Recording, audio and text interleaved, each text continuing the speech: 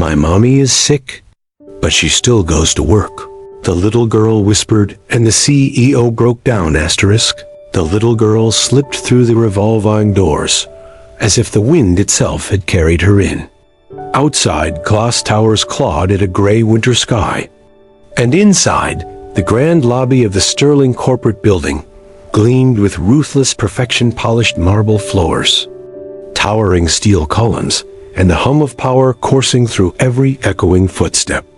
Executives moved like clockwork in tailored suits. Assistants hurried with tablets and files. Security guards stood like unmoving sentinels. No one noticed the child at first. No one except him. Ethan Sterling, billionaire CEO, titan of industry, the man whose name could make markets tremble, stood near the elevators reviewing a report on his phone. His expression was the same as always, controlled, distant, carved from stone by years of ruthless decisions. People feared him. Investors worshipped him. Employees avoided his gaze if they valued their jobs. He had built an empire so tall it blocked the sun from his own life, and a small voice brushed against his leg like a fragile breeze. "Sir, excuse me." Ethan looked down, irritation already forming, until he saw her. She couldn't have been more than 6 or 7. Her coat was 2 sizes too big, hanging off her tiny shoulders like borrowed protection.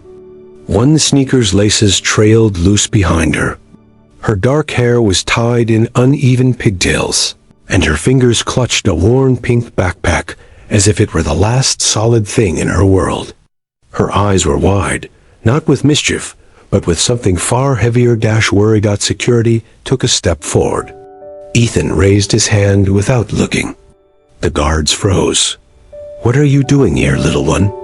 he asked, his voice clipped, impatient. She swallowed hard. "My mommy works here." A faint ripple of unease passed through him. Children didn't wander into this building alone. Never. "Who's your mother?" The girl hesitated, like she feared the name itself might disappear if she spoke it. "Sarah. Sarah Khan. She cleans the offices." That landed in the quiet like a stone dropped into deep water. Cleaning staff. Night shifts. Invisible people in invisible work. Ethan glanced toward the receptionist. She looked confused. The building's high security protocols had failed somehow, and that alone should have triggered his fury. But his attention returned to the trembling child. "Where is she now?" he asked. The girl's eyes glassed over. Her voice dropped into a whisper so small it barely existed. "She's sick. Really sick." The noise of the lobby seemed to fade. The girl took a step closer to him, as if drawn by gravity rather than choice. "But she still goes to work," she whispered. "Every day. Even when she can't stand right. She said if she stops, we won't have a home." The words struck him not as sound, but as impact. Somewhere in his chest, something old and buried shifted. Ethan straightened. "Where is your mother right now?" The girl pointed shakily toward the elevators. "She went upstairs. She told me to wait at the bus stop. But I got scared." For the first time in years, the CEO of Sterling Industries hesitated in front of hundreds of watching eyes. Then, without warning, a loud crash echoed from above, metal striking stone, followed by a scream. The little girl gasped. "That sounded like my mommy." Ethan's phone slipped from his hand and struck the marble floor as he turned toward the elevator's dot, and for the first time in his life, the most powerful man in the building ran. The elevator ride felt endless, the digital numbers climbing far too slowly as Ethan Sterling stood rigid beside the trembling little girl. Her tiny fingers clutched the hem of his suit jacket as if he were the only solid thing left in a world that had suddenly begun to tilt. The polished walls reflected his face back at him, calm on the outside. But something unfamiliar flickered behind his eyes now. Concern, urgency, fear, emotions he had buried beneath billion-dollar decisions and bloodless boardroom wars. As the elevator hummed upward. The girl whispered in broken fragments, as if each word cost her something precious. Her name was Ara. Her mother, Sarah Khan, had worked in the building for 3 years, cleaning offices at dawn, mopping floors long after executives had gone home, wiping fingerprints off glass that belonged to lives she would never touch. They lived in a single-room apartment with a leaking ceiling and winter drafts that crept under the door. When her mother got sick months ago, everything became quieter and heavier. "Mommy coughs at night," Era murmured. "Sometimes she covers her mouth with a cloth so I won't hear. She thinks I'm asleep, but I always hear." Ethan felt every word like a slow tightening around his chest. "She still makes my lunch," the girl continued softly, "even when her hands shake. She tells me I'm her brave little star. But sometimes she cries when she thinks I'm not looking." The elevator chimed. Ethan didn't move immediately. For a moment, the walls felt too close, the air too thick. The life he lived, private jets, penthouses, power, had never made room for stories like this. And yet here one stood, small and shaking beside him, carrying a truth heavier than all his wealth combined. They found Sarah on the 23rd floor. She had collapsed beside a janitor's cart near the accounting wing. A broken mop lay in a pool of spilled water. Papers were scattered across the polished floor. A few workers stood frozen nearby, unsure what to do, afraid to act without orders. Sarah lay curled on her side, breathing shallowly, her face pale beneath the harsh office lights. Her uniform was damp with sweat despite the winter chill. Hera broke free and ran to her. "Mommy," the child cried, dropping to her knees. "I told you not to come today." Sarah's eyelids fluttered. For one terrifying second, there was no recognition. Then her gaze found Hera's face, and the fear in her eyes shifted instantly into guilt. "I'm okay," she whispered weakly. "I just slipped." But everyone could see she was lying even to herself. Ethan stepped forward. "Someone call an ambulance, now." The employees hesitated. He turned slowly, and the look in his eyes removed all doubt. "Now." Within seconds, the call was made. As the minutes dragged by, Sarah tried to sit up. Ethan knelt beside her without hesitation, steadying her shoulders as if he'd done so 1,000 times before. She looked up at him in confusion, then panic. I can't miss work," she insisted. "Please, sir, I'll finish my shift. I just need a minute." Era clung to her mother's arm, silent tears streaming down her cheeks. Ethan's voice lowered, no longer the voice of his CEO. "You are not finishing anything today." Sarah looked at him, then really looked, and slowly realized who he was. Her face drained of what little color it had left. "I didn't mean to cause trouble," she whispered. "Please don't fire me. I need this job." Those words hit him harder than the crash ever could. The ambulance sirens wailed in the distance as Ethan stood there, surrounded by glass walls and silent witnesses, realizing for the first time that the woman lying on the floor was not afraid of dying. She was afraid of being unemployed. And as the paramedics rushed in, lifting Sarah onto the stretcher, Ethan watched the terror in Era's eyes, and something inside him began to crack. Because this was no ordinary collapse. This was the breaking point of a life that had carried too much for far too long. The hospital smelled of antiseptic and fear.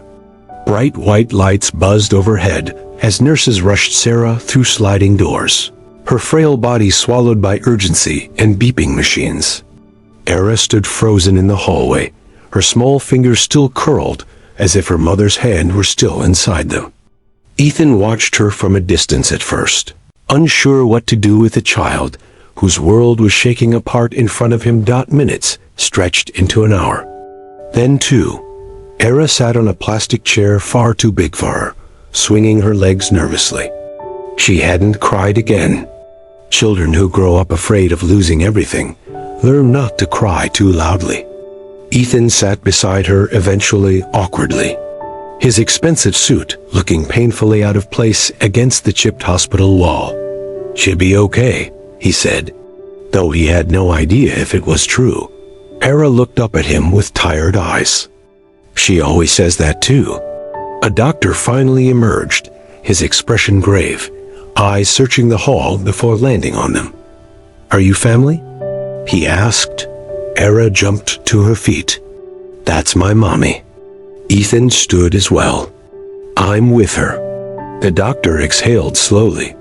"She's stable for now, but she's severely anemic, malnourished, and showing signs of late-stage exhaustion. She also has a serious untreated lung infection. She should have been hospitalized weeks ago." He paused. "Why wasn't she?" Era lowered her head. Ethan felt something sharp twist inside his chest. Inside the room, Sarah lay surrounded by quiet machines. Her eyes opened slowly when Era rushed to her side. She tried to smile, but it never fully formed. "I'm sorry," she whispered. "I scared you again, didn't I?" Era shook her head fiercely. "You have to stop working now," the doctor said. Sarah's eyes flicked toward Ethan. Shame rose in her gaze like a tide. "Sir, please don't fire me. I'll work slower. I'll take fewer floors." Ethan stared at her, stunned. Even here weak, barely conscious, her fear was not of illness, that it was of losing her job. The doctor cleared his throat gently. "She needs immediate rest, weeks of recovery, and consistent treatment. If she returns to strenuous work in this condition..." He didn't finish the sentence. Sarah's hand tightened weakly around Ira's. "If I don't work," she murmured, "we won't make rent. And she needs school. And food." Ethan swallowed. Later that night, while Era slept curled beside her mother, Ethan stepped into the hallway with the doctor. "She works for my company," he said quietly. The doctor's eyes hardened. "Then your company nearly worked her to death." Those words followed him like a ghost. Ethan left the hospital long after midnight. Instead of heading home, he drove straight to Sterling Industries. The building loomed empty and silent now. The same hall Sarah had cleaned while coughing behind closed lips. He called Human Resources at 1:47 a.m. "I want the full employment file for Sarah Khan," he said. Now, by morning, the truth lay spread across his desk like an open wound. Overtime logged without pay adjustments. Medical leave repeatedly denied. A supervisor complaint buried and ignored. Requests for reduced workload stamped with one cruel word: declined. She had been invisible. He summoned the regional operations manager before the sun fully rose. The man arrived confident and left pale. "I didn't know," the manager stammered. Ethan's voice was cold, shaking with restraint. "You didn't look." By noon, whispers were already spreading through the building. The cleaning staff huddled together nervously.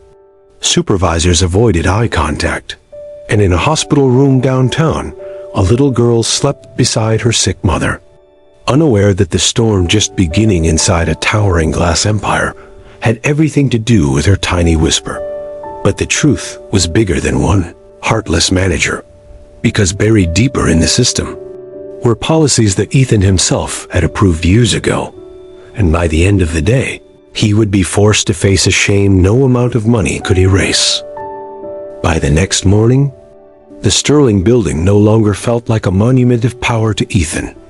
It felt like a crime scene. He walked through the same corridors where Sarah had scrubbed floors while coughing blood into folded tissues, passing executives who greeted him with practiced smiles. None of them knew yet what he knew, or maybe some of them did and simply never cared. The internal audit report landed on his desk like a verdict. Dozens of names, dozens of cleaners, warehouse workers, security staff, cafeteria cooks, Complaints buried under bureaucracy. Medical notes ignored. Reduced hours requests denied. Injuries that were quietly labeled personal issues, so the company wouldn't be responsible. And at the center of many of them was the same supervisor. Mark Holloway. Ethan stared at the screen in disbelief. Mark was a model employee praised for cutting costs, increasing efficiency, and keeping low turnover. The exact kind of man Ethan had once admired. Now the truth was clearer. Turnover was low because the workers had nowhere else to go. Ethan summoned him immediately. Mark arrived 20 minutes later, confident as always, with his neat tie and polished grin. Mr. Sterling, always an honor. Ethan didn't offer a handshake. How many times did Sarah Khan request reduced duties? Ethan asked calmly. Mark blinked. I don't recall the exact 7, Ethan said. How many times did she submit doctor recommendations? Mark shifted slightly. Sir, we have to be careful with 5, Ethan cut in. And how many times did you deny all of them? Mark's grin vanished. I was following company policy, he said stiffly. We can't set emotional precedents. If one cleaner slows down, the whole schedule collapses. Schedule, Ethan repeated softly. Yes, productivity matters. You taught us that. That was the moment Ethan felt something break inside him. Mark's eyes widened slightly. He hadn't meant to say it that way. But the words were already out. You pushed her until she collapsed, Ethan said. And even then, your first action was to write her up for leaving her post. Mark swallowed. She abandoned her shift. She was being carried out on a stretcher. Silence filled the room. By noon, Mark Holloway was escorted out of the building. His termination email moved through the company servers within minutes. Many cheered quietly, but Ethan didn't feel relief yet, because this wasn't only about Mark. It was about a culture. That afternoon, Ethan went back to the hospital. Sarah was awake now, pale and weak, 4 lines wrapped around her arm.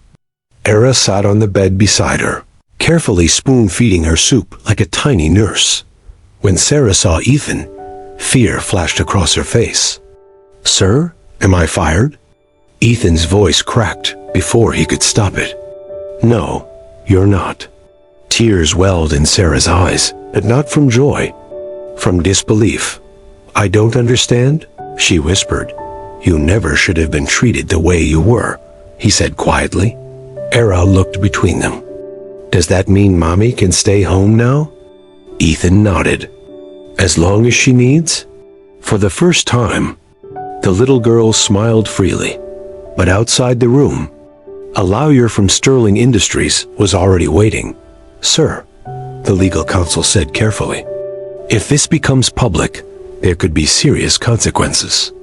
Worker exploitation claims, media backlash, risk to shareholders.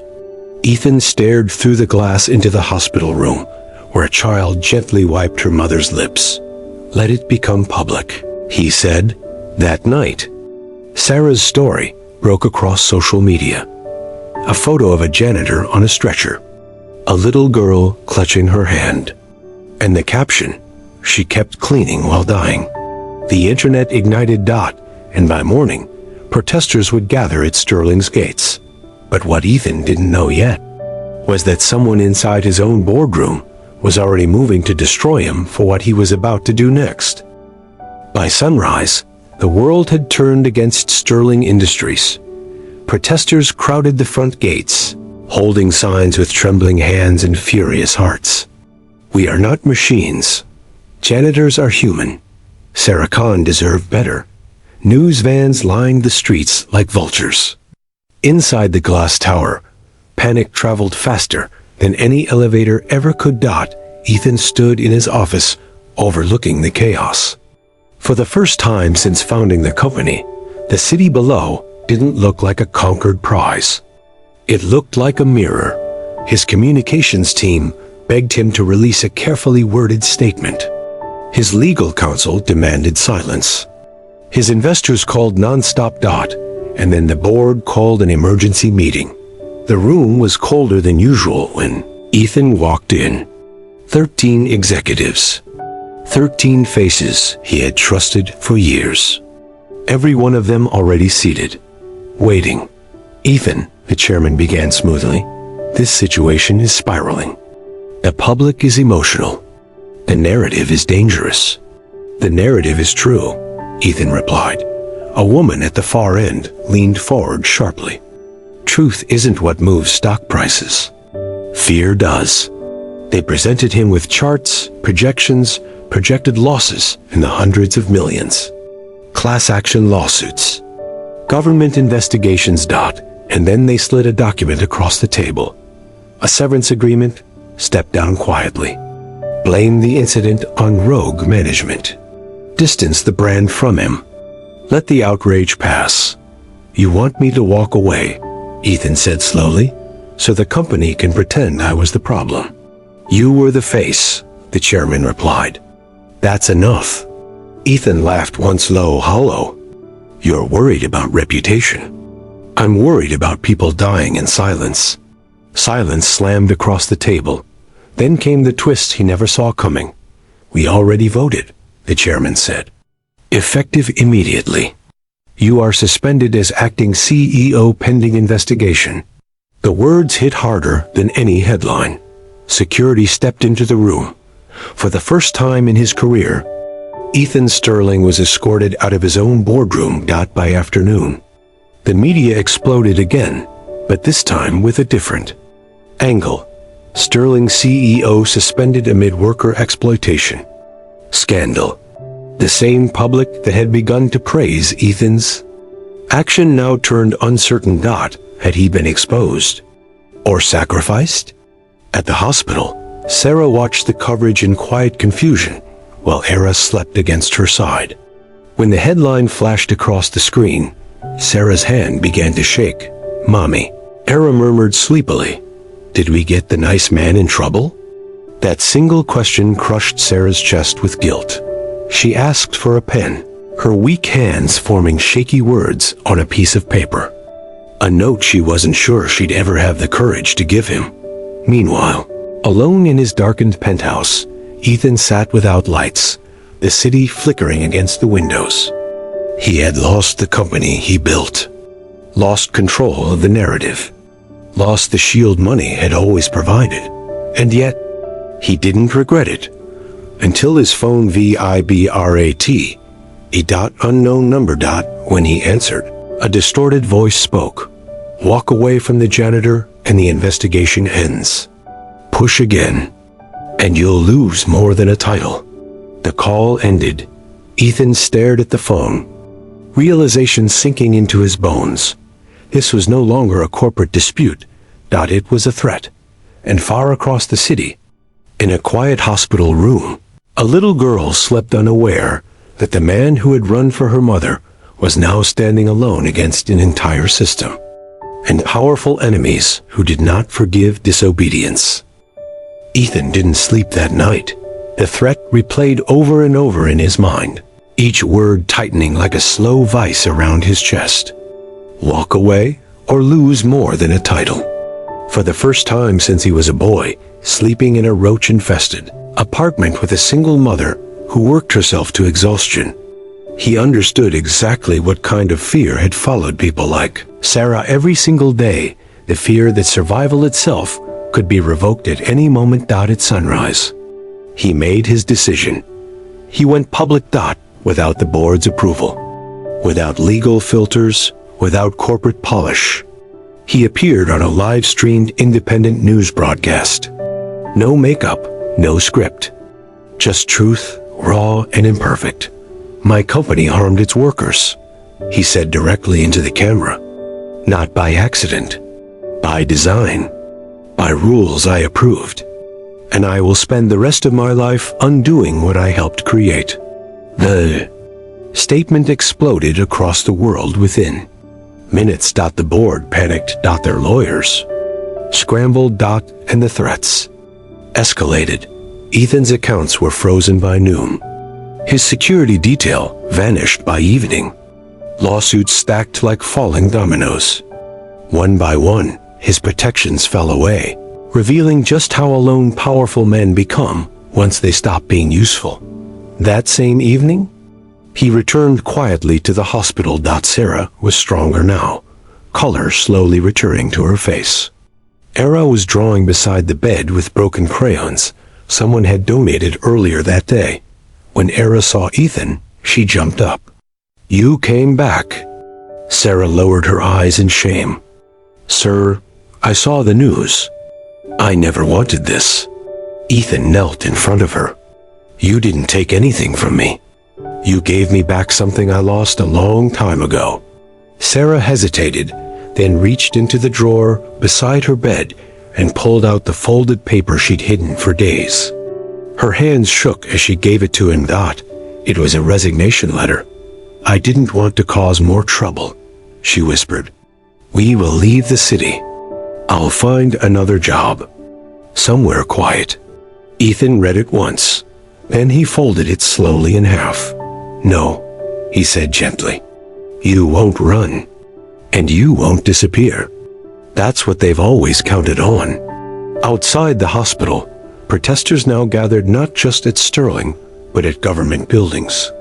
Investigations were launched. Old workers came forward with stories of crushed hands, untreated injuries, denied medical care, silent suffering. And then, the retaliation turned physical. Ethan's car brakes failed that night. Only the concrete barrier at the end of the parking ramp saved his life, the vehicle crashing into it with bone-rattling force. He crawled out bleeding, shaken, but alive. The message was clear now. They were no longer trying to scare him. They were trying to end him. At the hospital, Sarah watched the news in horror as reports surfaced of the crash. Her face went white. Era clutched her shirt. "Mommy," she whispered, "are they hurting him because of us?" That question sliced deeper than any headline. Sarah pulled her daughter close, tears spilling freely now. "No, baby. They're hurting him because he's trying to protect people." And in that moment, even weak and trembling, Sarah made her own choice. She would no longer hide.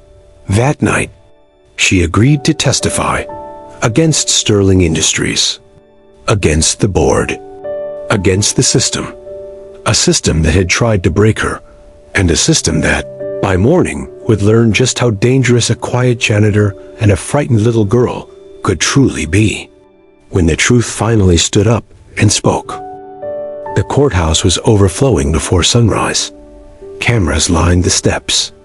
Protesters filled the streets in waves of homemade signs and trembling voices. Former workers stood shoulder to shoulder, men and women who had scrubbed floors, lifted crates, bled quietly into gloves, and been told they were replaceable. Today, they were finally seen. Inside, the courtroom fell into silence as Sarah Khan was wheeled forward. She wore a borrowed scarf around her head, her hands still thin from illness, her face pale but determined. Era sat in the front row, clutching a stuffed bear, almost as worn as her backpack had been that day in the lobby. Her wide eyes never left her mother. Ethan sat behind them, stripped of title, stripped of wealth's shield, but not stripped of purpose. When Sarah was sworn in, her voice trembled at first. "I cleaned 14 floors a night," she began, "even when I could barely breathe. I asked for help. I gave doctor notes. I begged for fewer floors. They told me if I couldn't keep up, someone else would." Her voice cracked, but she didn't stop. "I worked sick because my daughter needed food. I worked sick because fear is louder than pain when you're poor." The courtroom wept in silence. Then the defense tried to break her. They questioned her health, her records, her choices. But Sarah didn't bend. And then Era stood up. No one had planned for that. She didn't wait for permission. She didn't understand court rules. She only understood truth. "My mommy cleaned while coughing," she said softly to the room. "She hid it so I wouldn't be scared. But I was always scared. I just didn't tell her. The judge's voice cracked as he asked her to sit down. And Ethan finally broke. For the first time, the world saw the man beneath the empire. Tears streamed freely down his face as he whispered, "I built monsters out of policies. I forgot the faces beneath the numbers." That moment changed everything. Within weeks, the board was charged. Criminal investigations followed. Protections were stripped away. Sterling Industries was dismantled and rebuilt under government oversight with new leadership, worker-first regulations, and mandatory healthcare protections. And Ethan? He walked away from wealth without regret. Months later, Sarah returned to the Sterling, building not as a cleaner, but as a living symbol of what survival looked like when the system finally cracked. She worked now as a liaison for worker protection inside the new company framework. She came home before sunset. She laughed again. She breathed without paying. Hera started school with new shoes that fit and lunch that didn't come from leftovers. And every morning, she hugged her mother without fear that she'd vanish into the night again. One evening, Ethan visited their small apartment, not as a CEO, but as a guest. Hera handed him a crayon. Drawing Dot, it was 3 stick figures. Dot 1 was small, 1 was taller and thin, and 1 was very tall. Dot above them. She had written in crooked letters, "My mommy is brave." The tall man cried. So the world got better. Ethan couldn't speak. He only nodded, tears returning quietly. Dot, and the lesson spread far beyond that courtroom. That real power is not in how much you control, but in how many lives you refuse to let be crushed beneath you.